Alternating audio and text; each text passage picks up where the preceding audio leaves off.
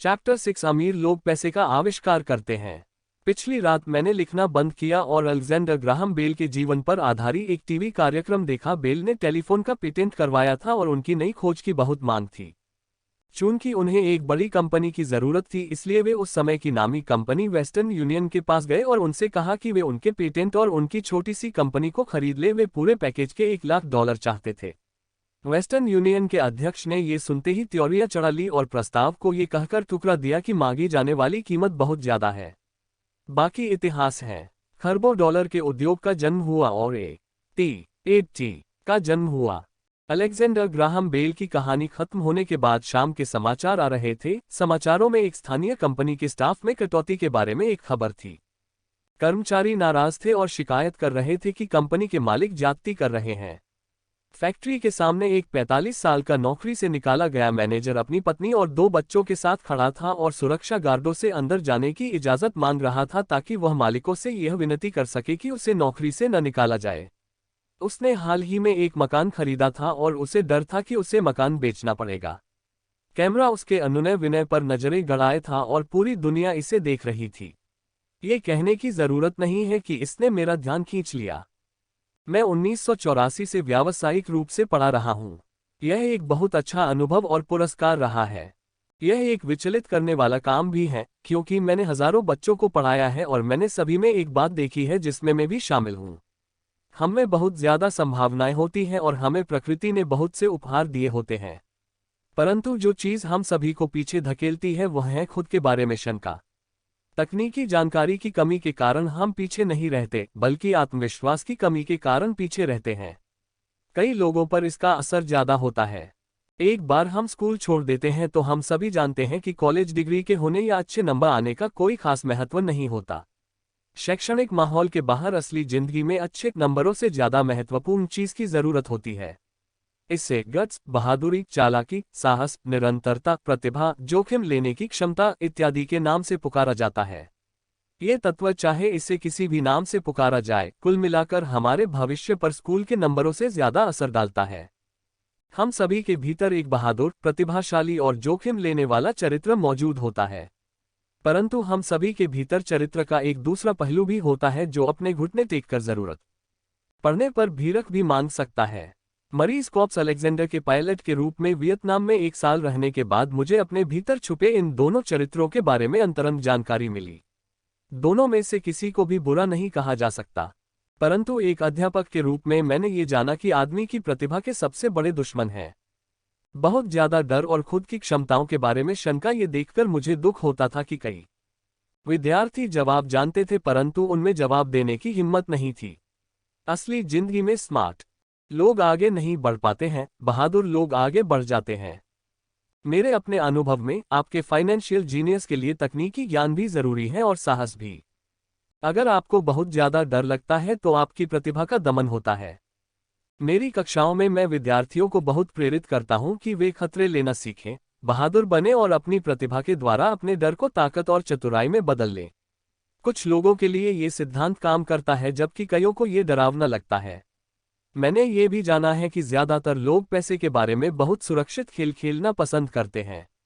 मैंने ऐसे सवाल भी सुने हैं, जोखिम क्यों लिए जाएं? अपने फाइनेंशियल IQ को विकसित करने का झंझट क्यों उठाया जाए? मैं पैसे की समझ क्यों विकसित करूं? और मैं जवाब देता हूं, केवल इसलिए ताकि आपके पास ज्यादा विकल्प हो। हमारे आगे बहुत बड़े परिवर्तन खड़े हुए हैं। जिस तरह मैंने इस अध्याय के शुरू में युवा आविष्कारक अलेक्जेंडर ग्राहम बेल की कहानी बताई थी, आगे आने वाले सालों में उनकी तरह के कई और लोग होंगे। बिल गेट्स की तरह के सैकड़ों लोग होंगे और दुनिया भर में हर साल माइक्रोसॉफ्ट जैसी बहुत सी अत्यधिक सफल कंपनियां बजेंगी और दिवालियापन, कंपनी बंद होने, स्टाफ निकालने की बहुत सी घटनाएं भी होंगी। तो आपको फाइनेंशियल IQ विकसित करने के झंझट में क्यों पड़ना चाहिए? इसका जवाब कोई और नहीं दे सकता, आप खुद दे सकते हैं। परंतु मैं आपको बता सकता हूं कि मैं ऐसा क्यों करता हूं। मैं इसलिए ऐसा करता हूं क्योंकि आज का युग सबसे ज्यादा रोमांचकारी युग है। मैं चाहता हूं कि मैं परिवर्तन से डरने के बजाय उसका स्वागत कर सकूं। मैं चाहता हूं कि मैं लाखों करोड़ों बनाने के बारे में रोमांचित रहें, न कि सिर्फ अपनी तनख्वाह बढ़ने के बारे में। आज का युग सर्वाधिक रोमांचकारी समय है जो दुनिया के इतिहास में अभूतपूर्व है। कई पीढ़ियों के बाद लोग इस युग को याद करते हुए ये कहेंगे कि यह कितना ज्यादा रोमांचकारी रहा होगा। इसे पुराने की मौत और नए के जन्म का युग कहा जाएगा। इस युग में बहुत उथल पुथल थी और रोमांच भी था। तो अपने फाइनेंशियल IQ को विकसित करने का झंझट क्यों उठाया जाए, क्योंकि अगर आप ऐसा करते हैं तो आप ज्यादा अमीर हो जाएंगे, और अगर आप ऐसा नहीं करते हैं तो आगे आने वाला समय आपके लिए डरावना होगा।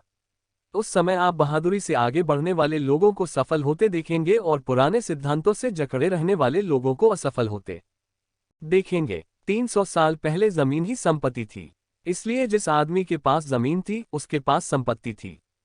फिर फैक्ट्रियां आई, उत्पादन शुरू हुआ और अमेरिका ने अपना दबदबा बना लिया। उद्योगपति के पास संपत्ति आ गई। आज सूचना का युग है, इसलिए जिस आदमी के पास जितनी ज्यादा और जल्दी सूचना आ जाती है वह अमीर हो जाता है। समस्या यह है कि सूचना दुनिया भर में प्रकाश की गति से उड़ रही है। इस नई संपत्ति को सीमाओं और दायरों में नहीं बांधा जा सकता जिस तरह जमीन या फैक्ट्रियों को बांधा जा सकता था। परिवर्तन ज्यादा तेज और नाटकीय होंगे। नए करोड़पतियों की संख्या में नाटकीय बढ़ोतरी होगी। ऐसे भी लोग होंगे जो पीछे छूट जाएंगे। आज मैं इतने सारे लोगों को संघर्ष करते देखता हूं और प्रायः ज्यादा कड़ी मेहनत करते देखता हूं, और ऐसा सिर्फ इसलिए होता है क्योंकि वे पुराने विचारों को कसकर पकड़े रहते हैं। वे चाहते हैं कि चीजें उनके हिसाब से हों। वे परिवर्तन का विरोध करते हैं। मैं ऐसे लोगों को जानता हूं जिनकी नौकरी छूट गई है, घर बिक गया है, और वे इसके लिए टेक्नोलॉजी या अर्थव्यवस्था या अपने बॉस को दोष देते हैं। दुर्भाग्य से उन्हें यह महसूस ही नहीं होता कि वे भी समस्या का कारण हो सकते हैं। पुराने विचार उनके सबसे बड़े विरोधी बन जाते हैं, और ऐसा इसलिए होता है क्योंकि वे ये जान ही नहीं पाते कि जो विचार पुराने जमाने में संपत्ति था वह आज इसलिए नहीं है क्योंकि जमाना आगे बढ़ चुका है। एक दोपहर में अपने द्वारा ईजाद किए गए बोर्ड गेम कैशपलों से शिक्षा दे रहा था। मेरा एक दोस्त किसी को अपने साथ लेकर आया था ताकि वह भी सीख सके। दोस्त की दोस्त का हाल ही में तलाक हुआ था। तलाक के मुकदमे में उसके हाथ बुरी तरह जल गए थे और वह अब कुछ जवाब ढूंढ रही थी। उसके मित्र को लगा कि शायद इस खेल से उसे कुछ सीखने को मिलेगा। इस खेल को इस तरह से बजाया गया है ताकि लोग ये सीख सके कि पैसा किस तरह काम करता है। खेलने के दौरान वे इनकम स्टेटमेंट और बैलेंस शीट के आपसी संबंध के बारे में सीखते हैं। वे सीखते हैं कि किस तरह दोनों के बीच कैश का फ्लो होता है और किस तरह पैसे की राह में आपको अपनी संपत्ति वाले कॉलम से निकलने वाले मासिक कैशफ्लो को बढ़ाना होता है ताकि यह आपके मासिक खर्च से ज्यादा हो जाए। एक बार आप इसे हासिल कर लेते हैं तो आप चूहा दौड़ से बाहर निकल जाते हैं और तेज राह पर चल पड़ते हैं। जैसा मैंने कहा है, कुछ लोग इस खेल से नफरत करते हैं, कुछ इससे प्रेम करते हैं और कुछ इसका मतलब ही नहीं समझ पाते। इस महिला ने कुछ सीखने का बहुमूल्य अवसर खो दिया। शुरुआती राउंड में उसने एक डूड एंड कार्ड खींचा जिस पर एक नाव बनी हुई थी। पहले तो वह खुश हुई, अरे मेरे पास तो एक नाव है। फिर जब उसके मित्र ने यह बताया कि किस तरह आंकड़े उसके इनकम स्टेटमेंट और बैलेंस शीट पर काम करते हैं तो वह कुंठित हो गई क्योंकि उसे गणित जरा भी पसंद नहीं था। बाकी के खिलाड़ियों ने शांतिपूर्वक इंतजार किया जब उसका दोस्त इनकम स्टेटमेंट, बैलेंस शीट और मासिक कैशफ्लो के बारे में उसे समझाता रहा। अचानक जब उसने ये जान लिया कि आंकड़े किस तरह काम करते हैं तो उसे यह जानकर झटका लगा कि उसकी नाव उसे जिंदा खा रही है। बाद में वह डाउनसाइज हो गई और उसे एक बच्चा भी हो गया। यह उसके लिए एक भयानक खेल साबित हुआ। कक्षा के बाद उसका दोस्त आया और उसने मुझे बताया कि वह बहुत विचलित है। वह कक्षा में निवेश के बारे में सीखने के लिए आई थी और उसे यह बहुत मूर्खतापूर्ण लगा था कि इतने बेकार खेल को खेलने में इतना ज्यादा समय बर्बाद किया जाए। उसके मित्र ने उसे यह समझाने की कोशिश की कि वह अपने भीतर झांक कर देखे कि क्या ये खेल उसके किसी अंदरूनी पहलू को उजागर कर रहा था। इस सुझाव पर उस महिला ने अपना पैसा वापस मांग लिया। उसने कहा कि यह विचार मूर्खतापूर्ण है कि कोई खेल किसी के अंदरूनी पहलू को उजागर करता है। उसका पैसा तत्काल वापस कर दिया गया और वह वापस चली गई। 1984 से मैं करोड़ों कमा रहा हूं और सिर्फ इसलिए कमा रहा हूं क्योंकि स्कूल सिस्टम वह नहीं सिखाता जो मैं सिखा रहा है। स्कूल में ज्यादातर शिक्षक भाषण देते हैं।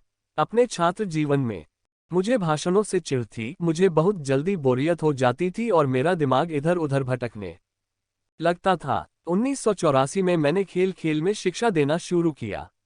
मैंने वयस्क विद्यार्थियों को प्रोत्साहित किया कि वे इन खेलों को ज्ञान बढ़ाने के इस पहलू से देखें कि वे क्या जानते हैं और उन्हें क्या सीखना चाहिए। सबसे महत्वपूर्ण बात यह है कि इस खेल से आदमी के व्यवहार पर भी प्रकाश पड़ता है। यह एक तात्कालिक फीडबैक सिस्टम भी है। टीचर लेक्चर दे, इसके बजाय खेल एक व्यक्तिगत लेक्चर बन जाता है जो आपके लिए ही बनाया गया है। उस महिला के मित्र ने बाद में मुझे पूरी बात बताने के लिए फोन किया। उसने कहा कि उसकी मित्र अब शांत हैं। शांत होने के बाद उसने खेत और अपने जीवन के बीच में कुछ आपसी संबंध भी महसूस किए हैं। हालांकि उसके और उसके पति के पास नाव नहीं थी, परंतु उनके पास बाकी सब चीजें थीं। वह अपने तलाक के बाद बहुत नाराज थी। उसका पति एक कम उम्र की महिला के साथ भाग गया था और 20 साल के वैवाहिक जीवन के बाद उनके पास दौलत के नाम पर बहुत कम समाज था। उनके बीच बांटने के लिए लगभग कुछ भी नहीं था। 20 साल की उनकी शादीशुदा जिंदगी में मजा बहुत आया था, परंतु उन्होंने केवल टूडेंट ही इकट्ठे किए थे।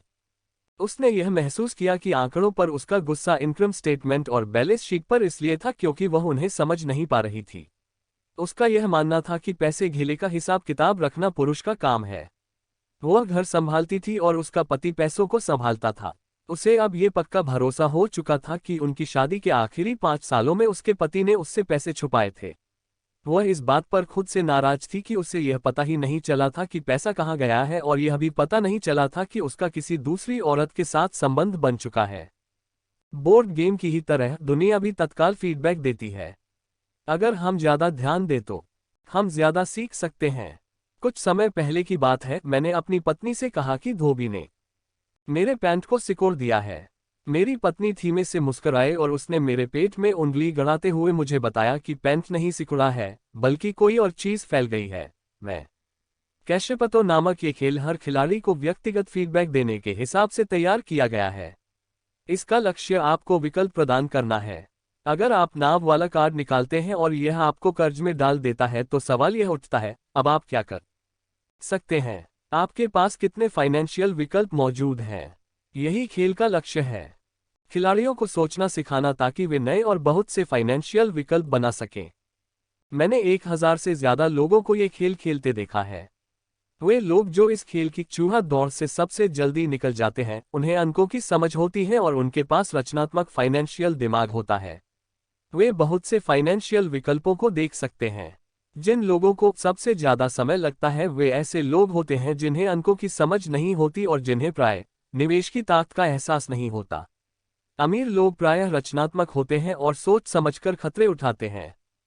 कैश फ्लो खेलने वाले कई ऐसे भी लोग होते हैं जो इस खेत में बहुत सा पैसा तो कमा लेते हैं, परंतु उन्हें यह नहीं पता होता कि वे इस पैसे का क्या करें। उनमें से ज्यादातर असली जिंदगी में भी आर्थिक रूप से सफल नहीं होते। हर कोई उनसे आगे निकल जाता है, इस तथ्य के बावजूद कि उनके पास पैसा होता है।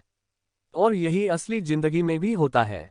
ऐसे बहुत से लोग हैं जिनके पास बहुत सा पैसा होता है और फिर भी वे आर्थिक रूप से आगे नहीं बढ़ पाते।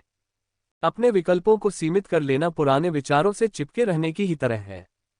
हाई स्कूल के समय का मेरा एक दोस्त अभी 3 नौकरियां कर रहा है।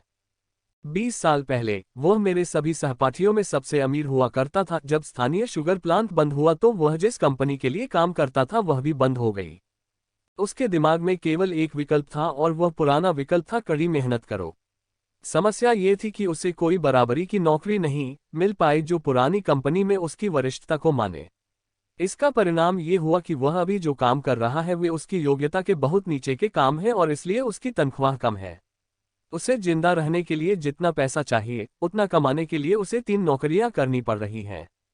मैंने कैशफ्लो खेलने वाले लोगों को ये शिकायत करते सुना है कि सही मौका देने वाले कार्ड उनके पास नहीं आ रहे हैं, इसलिए वे जहां के तहां बैठे रहते हैं।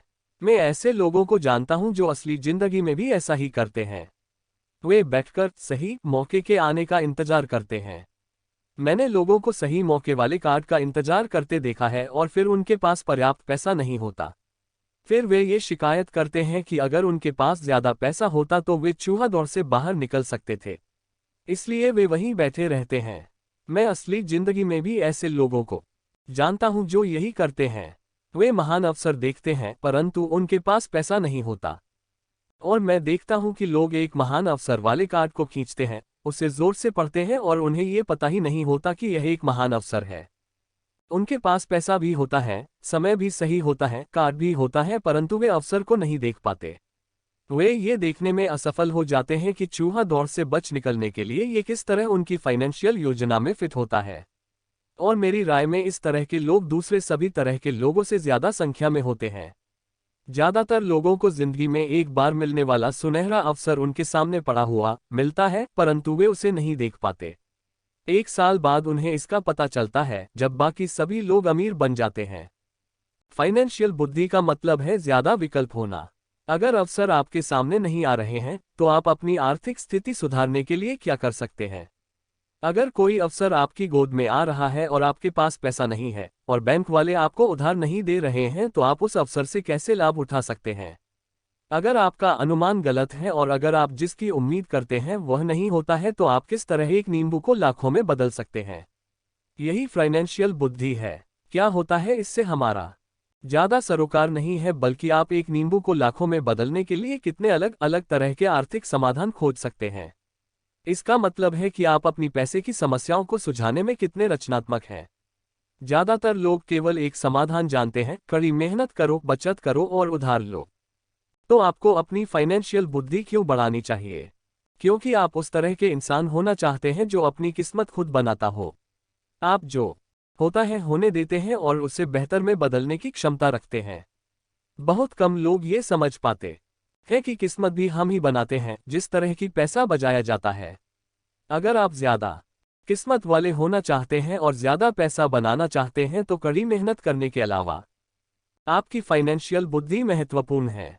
अगर आप उस तरह के आदमी हैं जो सही चीज होने का इंतजार करता है तो शायद आपको बहुत लंबे समय तक इंतजार करना पड़ेगा। ये तो उसी तरह की बात हो गई कि आप गैराज से गाड़ी निकालने के पहले ये सुनिश्चित करना चाहें कि अगले 5 मील तक की सभी स्ट्रीट लाइट्स हरी हो। जब हम छोटे थे तो अमीर डैडी माइक और मुझे लगातार ये बताते थे, पैसा असली नहीं है। अमीर क्लैश हमें बार बार यह याद दिलाया करते थे कि जब हमने प्लास्टर ऑफ पेरिस से सिक्के ढाले थे तो हम पैसे के रहस्य के सबसे करीब आ गए थे, क्योंकि हम पैसा बना रहे थे। गरीब और मध्य वर्ग पैसे के लिए काम करते हैं, उनका कहना था। अमीर लोग पैसे बनाते हैं। आप धन को जितना असली समझेंगे, आप उसके लिए उतनी ही ज्यादा मेहनत से काम करेंगे। अगर आप इस विचार को मन में उतार ले कि पैसा असली चीज नहीं है, तो आप ज्यादा तेजी से अमीर बन सकते हैं। अगर पैसा असली चीज नहीं है तो फिर यह क्या है? माइक और मैं उनसे ये सवाल पूछते थे। पैसा वह है जिसके बारे में हम सहमत हो जाएं। अमीर डैडी इतना ही जवाब देते थे। हमारे पास जो इकलौती सबसे शक्तिशाली पूंजी है वह है हमारा दिमाग। अगर इसे अच्छी तरह प्रशिक्षित कर दिया जाए तो यह एक पल में ढेर सारी दौलत बना सकता है। इतनी दौलत जो 300 साल पहले के राजाओं और रानियों ने सपने में भी नहीं देखी होगी। एक अप्रशिक्षित व्यक्ति बहुत ज्यादा गरीबी भी बना सकता है, जो पीढ़ी दर पीढ़ी चलने के कारण कई पीढ़ियों तक बनी रह सकती है। सूचना के इस युग में पैसा मिनटों में बन जाता है। कुछ लोग तो जीरो से शुरू करके अविश्वसनीय रूप से अमीर हो जाते हैं और इसके लिए वे केवल कुछ विचारों और अनुबंधों का सहारा लेते हैं। आपको ये बात वे लोग आसानी से बता सकते हैं जो स्टॉक मार्केट में ट्रेडिंग करते हैं या दूसरे निवेश करते हैं, क्योंकि वहां ऐसा अवसर होता रहता है। कुछ नहीं से तत्काल करोड़ों बनाए जा सकते हैं, और कुछ नहीं से मेरा मतलब है कि बिना पैसे के लेन देन का यह अनुबंध के द्वारा किया जाता है। ट्रेडिंग पिट में हाथ के एक संकेत से टोरंटो के ग्राहक के आदेश पर लिस्बन के ट्रेडर की स्क्रीन पर बत्ती जलती है और शेयर पल भर में टोरंटो पहुंच जाते हैं। 1 मिनट बाद शेयर बेचने का आदेश दिया जाता है और वे पल भर में बिक जाते हैं। इस पूरे मामले में धन का लेन देन नहीं हुआ था, अनुबंधों का हुआ था। तो अपनी फाइनेंशियल प्रतिभा क्यों विकसित करें? इसका जवाब केवल आप ही दे सकते। मैं आपको बता सकता हूं कि मैं क्यों इसे विकसित कर रहा हूं। मैं ऐसा इसलिए करता हूं क्योंकि मैं तेजी से धन कमाना चाहता हूं। इसलिए नहीं कि मुझे इसकी जरूरत है, बल्कि इसलिए क्योंकि मैं ऐसा करना चाहता हूं। ये सीखने की एक दिलचस्प प्रक्रिया है। मैं अपना फाइनेंशियल IQ इसलिए विकसित करता हूं क्योंकि मैं दुनिया के सबसे तेजी और सबसे बड़े खेल में भाग लेना चाहता हूं, और अपने छोटे तरीके से मैं मानवता के अभूतपूर्व विकास का हिस्सा होना चाहता हूं। एक ऐसे युग का जहां इंसान विशुद्ध रूप से केवल अपने दिमाग से काम करते हैं, शरीर से नहीं। इसके अलावा यहाँ ज्यादा रोमांच है, यहाँ पैसा है, यहाँ डर है, यहाँ आनंद है। इसलिए मैं अपनी फाइनेंशियल बुद्धि में निवेश करता हूं और अपनी सबसे शक्तिशाली संपत्ति को विकसित करता हूं। मैं बहादुरी से आगे बढ़ने वाले लोगों के साथ होना चाहता हूं। मैं पीछे रह जाने वाले लोगों के साथ नहीं होना चाहता हूं। मैं पैसे बनाने का एक आसान उदाहरण देना चाहता हूं। 1990 के दशक की शुरुआत में फिजिक्स की अर्थव्यवस्था बहुत बुरी थी। मैं good morning America TV serial देख रहा था जब एक फाइनेंशियल प्लानर आया और उसने निराशावादी भविष्यवाणियां करना शुरू कर दिया। उसकी सलाह थी, पैसे बचाओ, हर महीने $100 बचाएं और 40 सालों में आप भी करोड़पति बन सकते हैं। खैर, हर महीने निश्चित रकम बताना भी एक अच्छा विचार है। यह एक विकल्प है, एक ऐसा विकल्प जिसे बहुत से लोग मान लेंगे। समस्या यह है कि ऐसा करने से आदमी यह नहीं जान पाता कि उसके आसपास क्या हो रहा है। वे अपने पैसे में ज्यादा महत्वपूर्ण बढ़ोतरी के बड़े मौकों का फायदा नहीं उठा पाते। दुनिया उनके पास से गुजर कर आगे बढ़ जाती है। जैसा मैंने कहा, अर्थव्यवस्था उस समय बहुत बुरे हाल में थी। निवेशकों के लिए यह एक आदर्श बाजार स्थिति थी। मेरा काफी पैसा उस समय स्टॉक मार्केट और अपार्टमेंट हाउसेज में फंसा हुआ था। मेरे पास नकद पैसा नहीं था। चूंकि हर कोई बेच रहा था, इसलिए मैं खरीद रहा था। मैं पैसे बचा नहीं रहा था, मैं निवेश कर रहा था। मेरी पत्नी और मेरे पास $10 लाख से ज्यादा नकद थे जो तेजी से बढ़ते हुए बाजार में काम कर रहे थे। निवेश करने के लिए ये सबसे बढ़िया मौका था। अर्थव्यवस्था भयावह थी। मैं बहुत छोटे छोटे निवेशों का तो वर्णन नहीं कर सकता, परंतु कई बड़ी बातें जरूर बताना चाहूंगा। पेपर जिनकी कीमत कभी $1 लाख होती थी, अब $75,000 के हो गए थे। परंतु स्थानीय रियल एस्टेट ऑफिस में खरीदारी करने के बजाय मैंने दिवालिया वकील के ऑफिस या अदालत की सीढ़ियों पर खरीदारी करना शुरू कर दिया। इन जगहों पर $75,000 का घर $20,000 या इससे भी कम में खरीदा जा सकता था। मैंने अपने मित्र से $2,000 का लोन लिया। 90 दिनों के इस लोन पर ब्याज $200 था। मैंने वकील को कैशियर का चेक दे दिया। जब अनुबंध की कार्यवाही चल रही थी, तब मैंने अखबार में विज्ञापन दिया कि $75,000 का घर केवल 60,000 में बिकाऊ है और किसी डाउन पेमेंट की जरूरत नहीं है। मेरा फोन तत्काल व्यस्त हो गया और लगातार बजने लगा। संभावित खरीदारों को छांटा गया और एक बार मकान कानूनी रूप से मेरे जाम हो गया, तो सभी संभावित खरीदारों को घर देखने की इजाजत दी गई। अत्यंत रोमांचकारी घटनाक्रम के बीच घर कुछ ही मिनटों में बिक गया। मैंने $2,500 की प्रोसेसिंग फी मांगी, जो उन्होंने खुशी खुशी दे दी, और इसके बाद कानूनी नामांतरण की कार्यवाही शुरू हो गई। मैंने अपने मित्र के $2,000 के कर्ज में $200 ब्याज मिलाकर उसे दे दिए। वह खुश था, घर खरीदने वाला खुश था, वकील भी खुश था और मैं भी खुश था। मैंने $20,000 में खरीदे गए घर को $60,000 में बेच दिया था। मेरे पास खरीदार का शपथपत्र था जिसने मेरे संपत्ति वाले कॉलम में $40,000 जमा कर दिए थे। इस पूरी कार्यवाही में कुल 5 घंटे लगे थे। तो अब जबकि आप में पैसे की समझ आ चुकी है और आप अंक पढ़ सकते हैं, मैं आपको दिखाऊंगा कि यह किस तरह पैसे का आविष्कार करने का उदाहरण है। संपत्ति वाले कॉलम में $40,000 बनते हैं। बिना टैक्स चुकाए पैसे का आविष्कार कैसे किया जाता है? 10% ब्याज पर आपने $4,000 प्रति वर्ष के कैश फ्लो को सुनिश्चित कर लिया। मंदी के बाजार में अपने खाली समय में मैंने और मेरी पत्नी ने इस तरह के 6 सौदे निपटाए, जबकि हमारा ज्यादातर पैसा बड़ी प्रॉपर्टीज और स्टॉक मार्केट में फंसा हुआ था। हम खरीदने और बेचने के सौदों में अपनी संपत्ति वाले कांतम में $190,000 से ज्यादा 10% ब्याज पर शपथपत्र पर बनाने में कामयाब हो गए थे। इस तरह हर साल की अनुमानित आय $19,000 हो गई थी और इसका ज्यादातर भाग हमारे प्राइवेट कॉरपोरेशन द्वारा सुरक्षित था। इस $19,000 प्रतिवर्ष का बड़ा हिस्सा हमारी कंपनी की कारों, पेट्रोल, ट्रिप्स, बीमे, ग्राहकों के साथ डिनर इत्यादि चीजों पर खर्च हो सकता था। जब तक सरकार को उस आमदनी पर टैक्स लगाने का मौका मिलता, तब तक ये कानूनी रूप से खर्च हो चुका था। बचत। आपको $40,000 बचाने के लिए कितना समय लगेगा और 50% टैक्स के हिसाब से व्यय कितना पैसा चुकाना होगा? अपनी फाइनेंशियल बुद्धि के इस्तेमाल से पैसा किस तरह खोजा जा सकता है, बचाया जा सकता है और सुरक्षित किया जा सकता है, यह इसका एक आसान उदाहरण है। खुद से पूछें कि $190,000 बचाने के लिए आपको कितना समय लगेगा। क्या बैंक आपके पैसे पर 10% ब्याज देगी? और शपथपत्र 30 सालों तक वैध था। मुझे आशा है कि वे मुझे कभी $190,000 नहीं देंगे। मुझे टैक्स देना पड़ेगा अगर वे मुझे मूलधन देते हैं, और इसके अलावा 30 साल के समय में $190,000 दिए जाने से कुल आमदनी $50,000 से ज्यादा होती है। मुझसे लोग पूछते हैं कि क्या होगा अगर कोई व्यक्ति पैसे नहीं चुकाए। ऐसा होता है और यह एक अच्छी खबर है। 1994 से 1997 तक फिजिक्स रियल एस्टेट बाजार देश में सबसे ज्यादा गर्म बाजार साबित हुआ है। उस $60,000 के घर को दोबारा $70,000 में बेचा जा सकता है और एक बार फिर से $2,500 प्रोसेसिंग फीस के रूप में वसूल किए जा सकते हैं।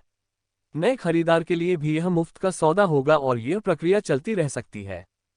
जब मैंने पहली बार घर बेचा था तो मैंने केवल $2,000 खर्च किए थे। तकनीकी दृष्टि से इस सौदे में मेरा एक भी पैसा खर्च नहीं हुआ था। निवेश पर मेरी वसूली अनंत थी। यह एक उदाहरण है कि पैसा पास में नहीं होने पर भी बहुत सा पैसा किस तरह कमाया जा सकता है। दूसरे सौदे में दोबारा बेचे जाने पर मैं $2,000 अपनी जेब में डालता हूं और लोन को 30 साल तक फिर से बढ़ा देता हूं। निवेश पर मेरी वापसी क्या होगी अगर मैं बिना पैसे के पैसे बचाता हूं? मैं नहीं जानता, परंतु ये $100 हर महीने बचाने से बेहतर तो है ही। $100 हर महीने दरअसल $150 प्रतिमाह की रकम है, क्योंकि 40 साल तक इस पर 5% का टैक्स लग चुका है और एक बार फिर आप पर 5% टैक्स लगता है। ये करना बहुत बुद्धिमानी की बात नहीं है। ये सुरक्षित हो सकता है, परंतु ये स्मार्ट नहीं है। तारांकन आज 1997 में जब मैं ये पुस्तक लिख रहा हूं तो बाजार की स्थितियां 5 साल पहले की स्थिति से पूरी तरह अलग हैं। फीनिक्स का रियल एस्टेट बाजार पूरे अमेरिका की ईर्ष्या का केंद्र बना हुआ है। जो घर उस समय हमने $60,000 में बेचे थे, आज उनकी कीमत $110,000 हो चुकी है।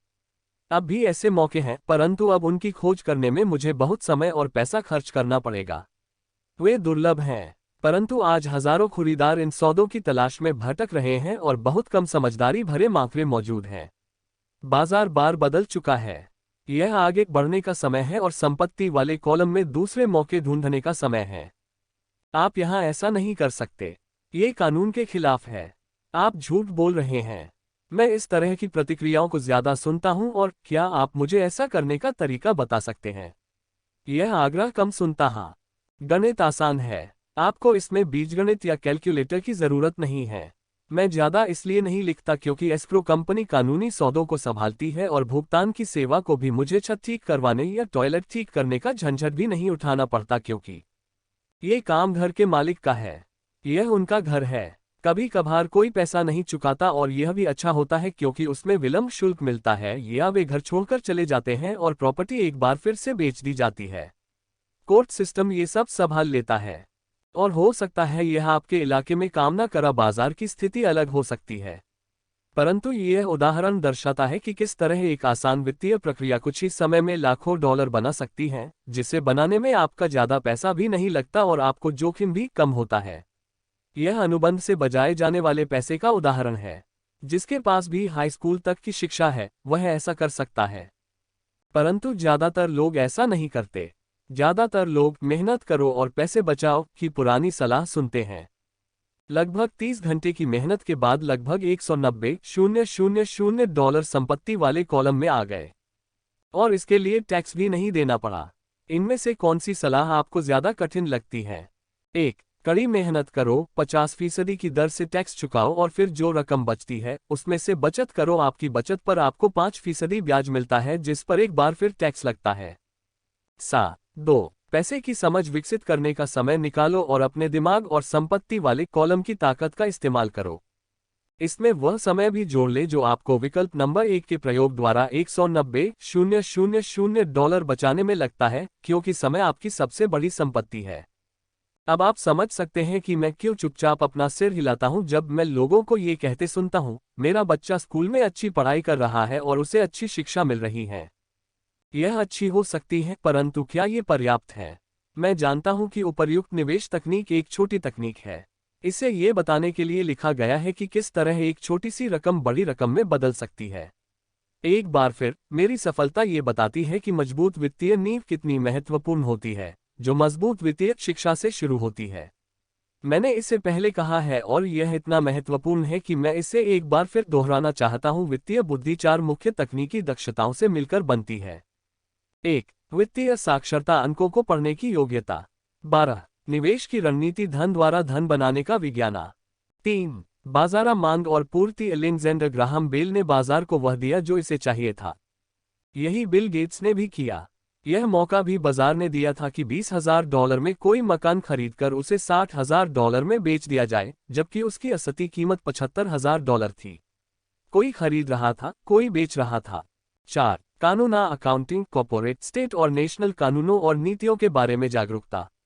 मैं नियमों के भीतर रहकर खेलने की सलाह देता हूँ। अगर आप पैसे का आविष्कार करना चाहते हैं तो आप में यह मूलभूत आधारशिला होनी चाहिए या इन दक्षताओं का समन्वय होना चाहिए। चाहे आप ऐसा छोटे घर, बड़े अपार्टमेंट, कंपनियों, स्टॉक, बॉन्ड, म्यूचुअल फंड, बहुमूल्य धातुएं, बेसबॉल कार्ड खरीदकर करें या इसी किस्म का कोई दूसरा काम करें। 1996 तक रियल एस्टेट मार्केट सुर्खियों में था और हर कोई इसमें जा रहा था। स्टॉक मार्केट में भी बूम हो रहा था और हर कोई उसमें जा रहा था। अमेरिका की अर्थव्यवस्था अपने पैरों पर खड़ी हो रही थी। मैंने 1996 में बेचना शुरू कर दिया और मैं अब पेरू, नॉर्वे, मलेशिया और फिलीपींस की यात्रा कर रहा था। निवेश बदल गए थे। जहां तक खरीदारी का सवाल था, अब हम रियल एस्टेट बाजार से बाहर थे। अब मैं अपनी संपत्ति वाले कॉलम के भीतर आंकड़ों को बढ़ते देखता हूं और शायद इस साल के आखिर में बेचना शुरू कर दूंगा। ये कांग्रेस द्वारा पारित किए जाने वाले कानूनी परिवर्तनों पर निर्भर करता है। मैं आशा करता हूं कि 6 छोटे घरों के सौदों को बेच दूंगा और 40,000 डॉलर के नोट को धन में बदल लूंगा।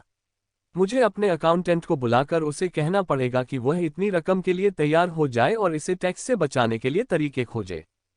मैं सिर्फ आपको इतनी सी बात बताना चाहता है कि निवेश आते जाते रहते हैं, मार्केट घटता बढ़ता रहता है, अर्थव्यवस्थाएं सुधरती बिगड़ती रहती हैं।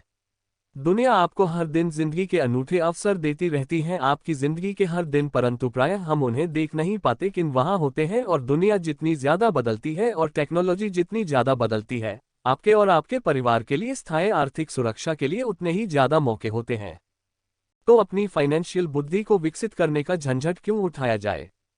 एक बार फिर मैं यही कहूंगा कि आप ही इसका जवाब दे सकते हैं। मैं जानता हूं कि मैं क्यों इसे सीखता और विकसित करता हूं। मैं ऐसा इसलिए करता हूं क्योंकि मुझे पता है कि परिवर्तन हो रहे हैं और होने वाले हैं।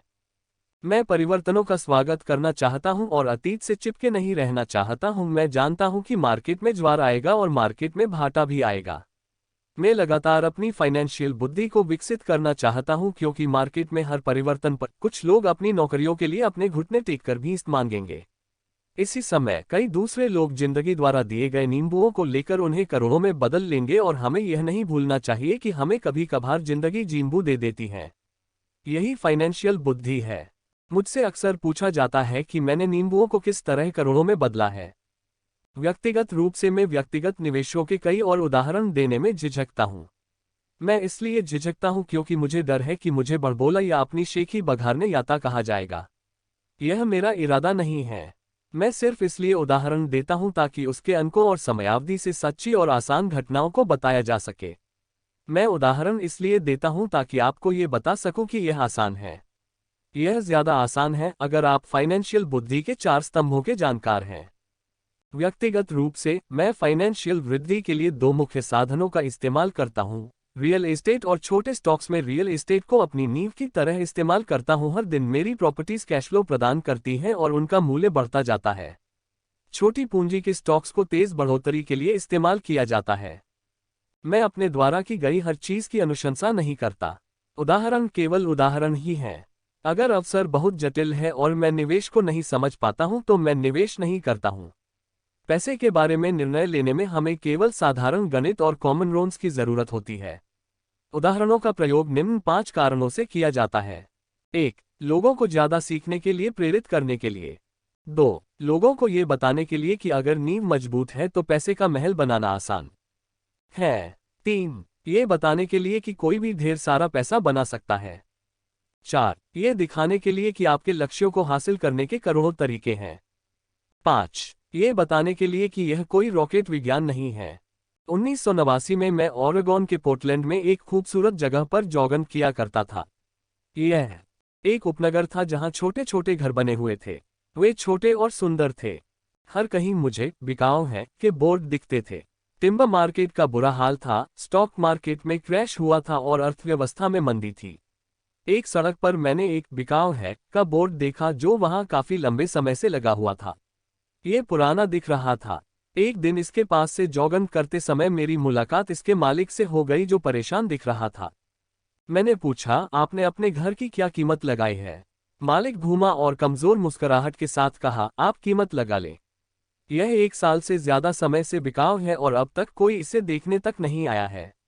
मैं इसे देखता हूँ, मैंने कहा, और आधा घंटे बाद मैंने इसे $20,000 में खरीद लिया, जो उसके द्वारा मांगी गई कीमत से कम थी। ये 2 बेडरूम का छोटा सा सुंदर घर था, जिसकी खिड़कियों पर जिंजरब्रेड का ट्रिम था। यह 1930 में बना था और इसका रंग हल्का नीला था। अंदर एक सुंदर चट्टानी अंगीली थी और छोटे छोटे 2 बेडरूम थे। ये किराए पर देने के लिए एक आदर्श घर था। मैंने मालिक को $45,000 के घर के लिए $5,000 नकद दिए, जिसकी असली कीमत $65,000 होगी, परंतु दिक्कत सिर्फ इतनी थी कि इसे कोई खरीदना नहीं चाहता था। मालिक ने 1 हफ्ते में इसे खाली कर दिया और वह इससे पीछा छुड़ाकर खुश हुआ। मेरा पहला किराएदार वहां आ गया, जो एक स्थानीय कॉलेज में प्रोफेसर था। मॉर्गेज, खर्च और मैनेजमेंट फीस चुकाने के बाद हर महीने के आखिर में मेरी जेब में $40 आते थे, जो बहुत बड़ी रकम नहीं थी। 1 साल बाद ओरेगोन का रियल एस्टेट बाजार मंदी से उबर आया और बढ़ने लगा। कैलिफोर्निया के निवेशकों के पास अपने रियल एस्टेट मार्केट की तेजी का बहुत सा पैसा था और अब वे उत्तर दिशा में आकर ओरेगोन और वॉशिंगटन में खरीदारी कर रहे थे। मैंने उस छोटे घर को कैलिफोर्निया से आए एक युवा दंपति को $95,000 में बेच दिया, जिन्हें यह बहुत सस्ता सौदा लग रहा था। इस सौदे में मुझे लगभग $40,000 का कैपिटल मेन हुआ, जो मैंने 1031 के टैक्सविहीन एक्सचेंज में रख दिए और मैं अपने पैसे को लेकर कोई बड़ी प्रॉपर्टी खरीदने चल दिया। 1 महीने में मुझे बीवटन, ओरेगोन में इंटेल प्लांट के पास एक 12 यूनिट का अपार्टमेंट मिल गया। उसके मालिक जर्मनी में रहते थे और उन्हें इसकी कीमत का अंदाजा ही नहीं था और एक बार फिर वे इससे पीछा छुड़ाना चाहते थे। मैंने $450,000 की इमारत के लिए $275,000 का प्रस्ताव दिया। वे $300,000 पर मान गए। मैंने इसे खरीद लिया और इसे 2 साल तक अपने पास रखा। फिर उसी 1031 एक्सचेंज प्रक्रिया का फायदा उठाते हुए मैंने उस इमारत को $495,000 में बेच दिया और एरिज़ोना, फिजिक्स में एक 30 यूनिट का अपार्टमेंट खरीद लिया। तब तक हम फिनिक्स चले गए थे और हमें वैसे भी इसे बेचना था। पहले जो हाल ओरेगोन के बाजार का था, वही मंदी का माहौल फिजिक्स के रियल एस्टेट मार्केट में देखने को मिला। फिनिक्स में 30 यूनिट की अपार्टमेंट इमारत की कीमत $875,000 थी, जिसमें से $225,000 डाउन पेमेंट था।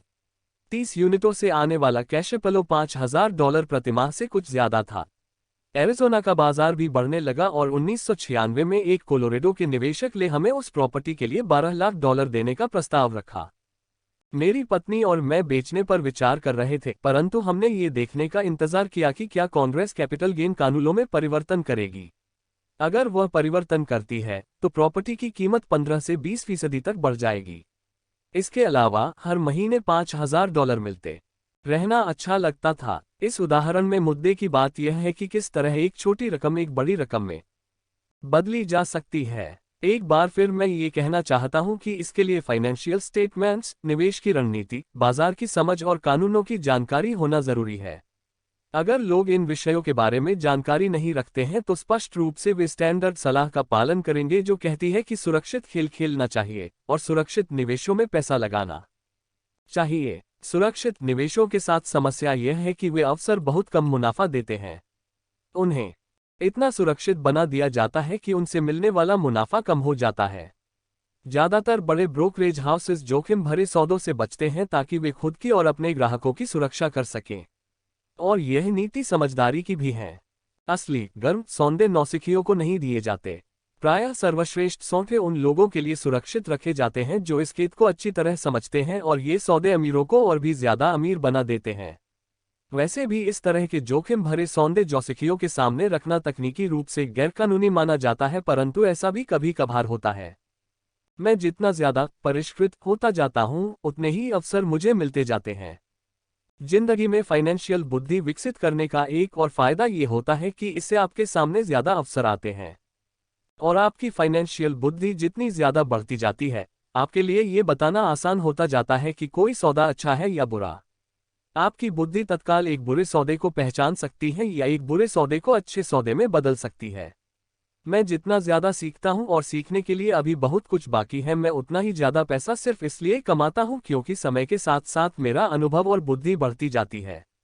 मेरे कुछ दोस्त अब भी सुरक्षित खेल खेल रहे हैं और अपने प्रोफेशन में कड़ी मेहनत कर रहे हैं, परंतु उनकी फाइनेंशियल बुद्धि विकसित नहीं हो पाई है, जिसे विकसित होने में बहुत समय लगता है।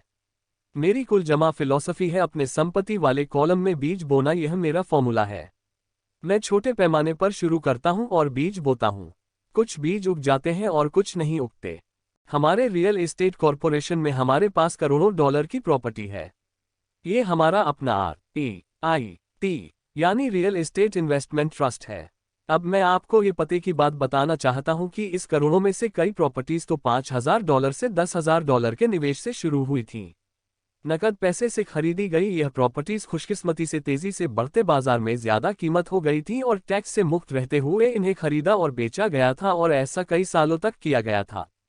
हमारा एक स्टॉक पोर्टफोलियो भी है जिसे मैं और मेरी पत्नी हमारा पर्सनल म्यूचुअल फंड कहते हैं। हमारे कुछ दोस्त हमारे जैसे निवेशकों के साथ ही बिजनेस करते हैं जिनके पास हर महीने निवेश करने के लिए कुछ अतिरिक्त धन होता है। हम ज्यादा जोखिम वाली प्राइवेट कंपनियों के शेयर खरीदते हैं जो अमेरिका या कनाडा में स्टॉक एक्सचेंज पर सार्वजनिक होने जा रही हैं। कितनी तेजी से धन बढ़ता है इसका उदाहरण इस तरह देखें। हमने कंपनी के सार्वजनिक होने से पहले 25 सेंट प्रति शेयर की दर पर 1 लाख शेयर खरीदे। 6 महीने बाद जब कंपनी शेयर बाजार में दर्ज हो गई तो उसके शेयर का भाव $2 प्रति शेयर हो गया। अगर कंपनी का प्रबंधन अच्छा है तो कीमतें बढ़ती रहेंगी और स्टॉक $20 प्रति शेयर या इससे भी ज्यादा होगा। ऐसे भी कई वर्ष रहे हैं जब हमारे $25,000 एक साल से भी कम समय में $10 लाख बन गए हैं। ये जुआ नहीं है अगर आप जानते हैं कि आप क्या कर रहे हैं। ये जुआ है अगर आप सौदे में अपना पैसा फेंक रहे हैं और भगवान से सफल होने की दुआ कर रहे हैं। आपको अपने तकनीकी ज्ञान, बुद्धि और खेल के प्रति प्रेम की जरूरत होगी ताकि जोखिम कम से कम रहे। वैसे जोखिम तो होता ही है। ये फाइनेंशियल बुद्धि होती है जिससे आपकी सफलता के अवसर बढ़ जाते हैं। इसी कारण जो चीज एक आदमी के लिए जोखिम भरी होती है वह दूसरे आदमी के लिए उतनी जोखिम भरी नहीं होती। यही वह मूल कारण है जिसकी वजह से मैं लोगों को लगातार प्रेरित करता हूं कि वे स्टॉक, रियल एस्टेट या दूसरे बाजारों में निवेश करने के बजाय फाइनेंशियल बुद्धि में निवेश करें। आप जितने ज्यादा स्मार्ट होंगे आपके सफल होने के अवसर उतने ही ज्यादा होंगे। व्यक्तिगत रूप से जिन स्टॉक्स में निवेश करता हूं उनमें बहुत ज्यादा जोखिम होता है और इसलिए मैं उनकी अनुशंसा नहीं करता हूं। मैं इस खेल को 1979 से खेल रहा हूं और मैंने इसमें काफी अनुभव हासिल कर लिया है। परंतु अगर आप दोबारा पढ़ेंगे कि इस तरह के निवेश ज्यादातर लोगों के लिए जोखिम भरे क्यों होते हैं तो आप अपनी जिंदगी को अलग तरह से निर्धारित कर सकेंगे, जिससे $25,000 से एक साल में $10 लाख बनाना आपके लिए कम जोखिम भरा होगा। जैसा पहले ही कहा जा चुका है, मैंने जो लिखा है मैं आपको वैसा करने की सलाह नहीं देता हूं। मैं सिर्फ आपको ये समझाना चाहता हूं कि यह आसान है और संभव है। बात इतनी सी है कि औसत आदमी के लिए $1 लाख से ज्यादा की प्रतिवर्ष आय अच्छी होती है और इसे हासिल करने में ज्यादा मेहनत भी नहीं लगती।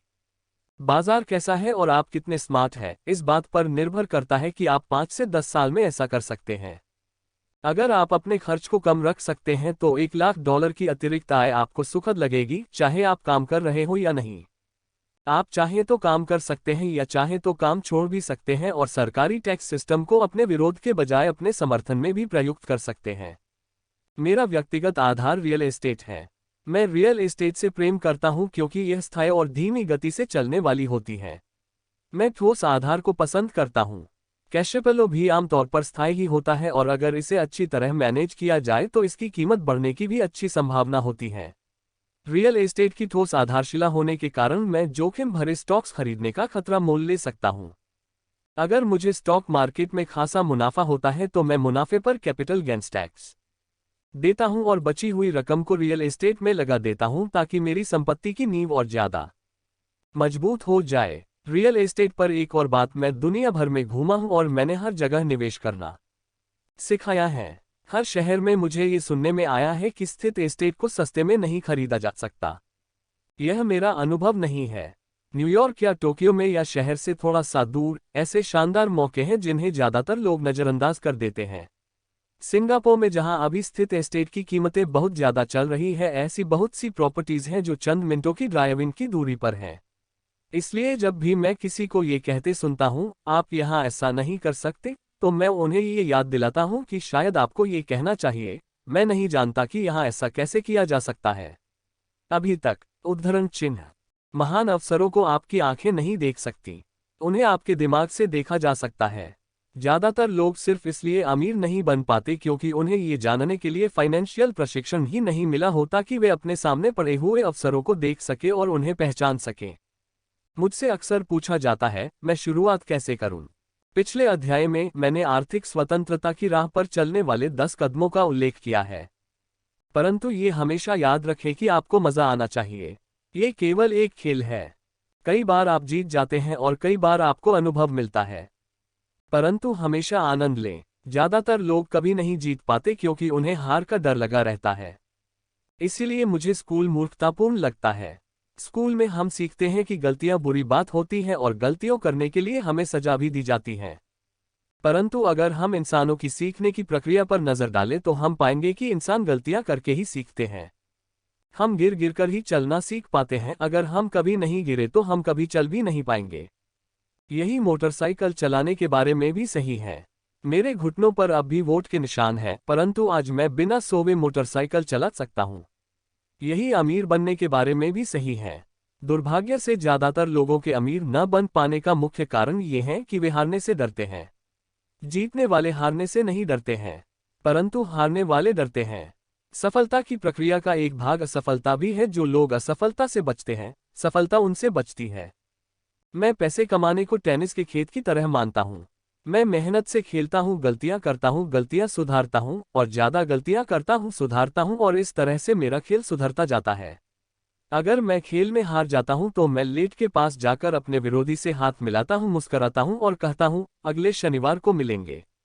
निवेशक दो तरह के होते हैं। एक, पहले और सबसे आम तरह के निवेशक वे लोग होते हैं जो एक पैकेज में निवेश करते हैं। वे रिटेल आउटलेट में फोन करते हैं, जैसे एक रियल एस्टेट कंपनी या स्टॉक ब्रोकर या फाइनेंशियल प्लानर को, और फिर वे कुछ खरीदते हैं। यह एक म्यूचुअल फंड, REIT, स्टॉक या बॉन्ड हो सकता है। यह निवेश का एक अच्छा, साफ सुथरा और आसान तरीका है। यह उसी तरह की खरीदारी हो गई जैसे कोई ग्राहक कंप्यूटर स्टोर में जाकर शेल्फ पर रखे कंप्यूटर को खरीदते।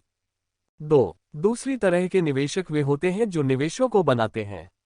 इस तरह के निवेशक आम तौर पर सौदों को असेंबल करते हैं, जिस तरह कंप्यूटर इंजीनियर कंप्यूटर के पुर्जों को असेंबल करते हैं। मैं ये तो नहीं जानता कि कंप्यूटर के पुर्जों को किस तरह असेंबल किया जाता है, परंतु मैं ये जानता हूं कि आर्थिक अवसरों के पुर्जों को किस तरह असेंबल किया जा सकता है, या मैं ऐसे लोगों को जानता हूं जो ऐसा कर सकते हैं। दूसरे किस्म का निवेशक ही प्रोफेशनल निवेशक होता है।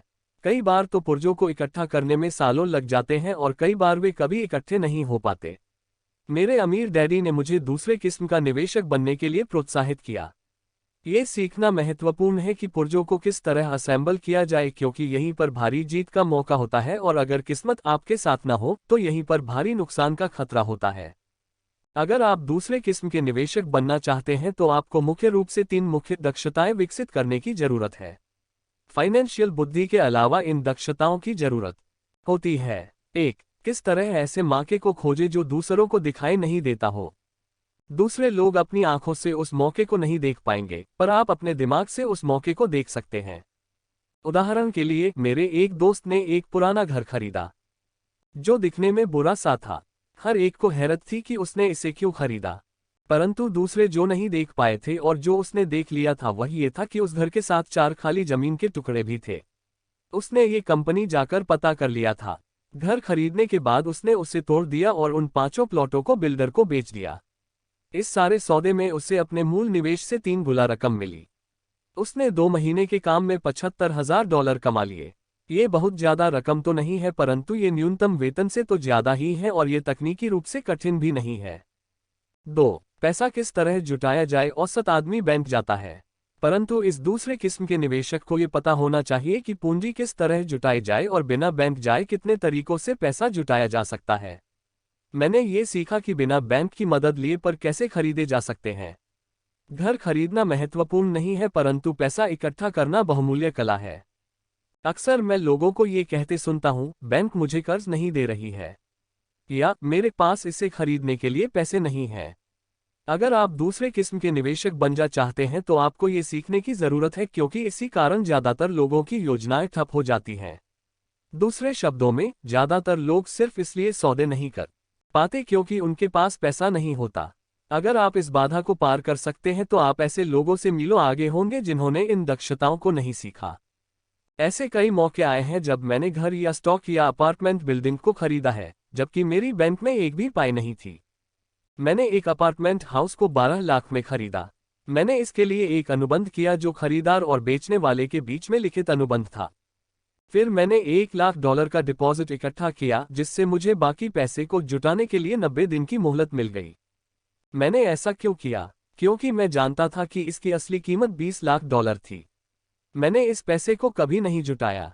इसके बजाय जिस आदमी ने मुझे $1 लाख दिए थे उसने मुझे $50,000 दिए ताकि वह मेरी जगह पर आ जाए, और इस तरह वह मेरी जगह पर आ गया और मैं उस निवेश से बाहर निकल गया। और इस काम में मेरे कुल जमा 3 दिन लगे। एक बार फिर मैं ये कहना चाहता हूं कि आप क्या खरीदते हैं यह महत्वपूर्ण नहीं है, महत्वपूर्ण यह है कि आप कितना जानते हैं। निवेश करना खरीदना नहीं है, यह एक ज्ञान है। 3. किस तरह स्मार्ट लोगों को संगठित किया जाए। ऐसे लोग समझदार होते हैं जो या तो अपने से ज्यादा समझदार लोगों के साथ काम करते हैं या उन्हें काम पर रखते हैं।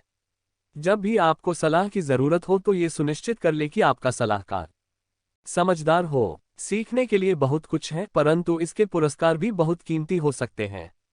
अगर आप इन दक्षताओं को नहीं सीखना चाहते हैं तो आपको पहली किस्म का निवेशक बनने की सलाह दी जाती है। आप जो जानते हैं वही आपकी सबसे बड़ी पूंजी है। आप जो नहीं जानते वही आपका सबसे बड़ा जोखिम है। जोखिम तो हमेशा रहता है, इसलिए इससे बचने के बजाय इसे मैनेज करना सीखें।